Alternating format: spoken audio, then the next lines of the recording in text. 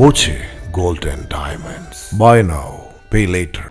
ജില്ലയുടെ പടിഞ്ഞാറൻ മേഖലയുടെ പ്രധാന ജലസ്രോതസ്സായ ഭാരതപ്പുഴയും കൈവഴികളും കൊടുംവേനലിൽ മെലിഞ്ഞുണങ്ങി. ഒഴുക്ക് പൂർണ്ണമായും മുറിഞ്ഞ പുഴ ഒറ്റനോട്ടത്തിൽ മരുഭൂമിക്ക് സമമായി മാറി. ഇത്തവണ വേനൽ മഴ കുറഞ്ഞതാണ് പുഴ നീർച്ചാലായി മാറാൻ ഇടയായത്. കഴിഞ്ഞ വർഷം മാർച്ച് മുതൽ കാലവർഷം തുടങ്ങുന്നതുവരെയും കൃത്യമായ ഇടവേളകളിൽ ഭേദപ്പെട്ട മഴ ലഭിച്ചിരുന്നതിനാൽ വേനലിലെ വറുതി കുറവായിരുന്നു. ഇത്തവണ മഴ വഴിമാറിയ വേനൽ കത്തിജ്വലിക്കുകയാണ്. പറളി, ലക്കിടി, മീറ്റ്ന, ഷൊർണൂർ ഉൾപ്പെടെ തടയണ പ്രദേശങ്ങളിൽ മാത്രമാണ് നിലവിൽ വെള്ളമുള്ളത്. ഇത് തടയണകൾ കേന്ദ്രീകരിച്ചുള്ള ശുദ്ധജല പദ്ധതികൾക്ക് ആശ്വാസമാണ്. തടയണ പ്രദേശങ്ങളിലെ കാർഷിക മേഖലയിലും കിണറുകൾ പോലുള്ള ജലസ്രോതസ്സുകൾക്കും കരുത്താണ് ജലസംഭരണം.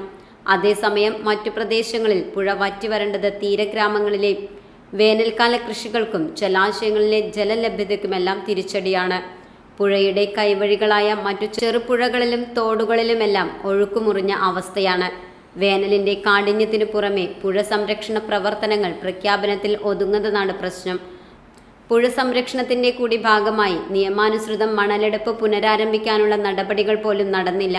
പുഴയിലെ മിക്ക തീരങ്ങളിലും മണൽത്തിട്ടകളുടെ അളവ് കൂടുതലാണെന്ന് ശാസ്ത്രീയമായ പരിശോധനയിൽ കണ്ടെത്തിയതിനു പിന്നാലെയാണ് മണലെടുപ്പിന് സർക്കാർ തലത്തിൽ ധാരണയായത്. നിലവിലെ സാഹചര്യത്തിൽ ഈ വേനലിലും മണലെടുപ്പ് തുടങ്ങാൻ ഇടയില്ല. മഴക്കാലമെത്തിയാൽ പിന്നെയും മണലെടുപ്പിന്റെ സാധ്യത മങ്ങും. Time kids pre school, Mannannur road, Vaniyamkulam. Dot view news. കാഴ്ചകളാണ് ലോകം, കണ്ടു തുടങ്ങുക.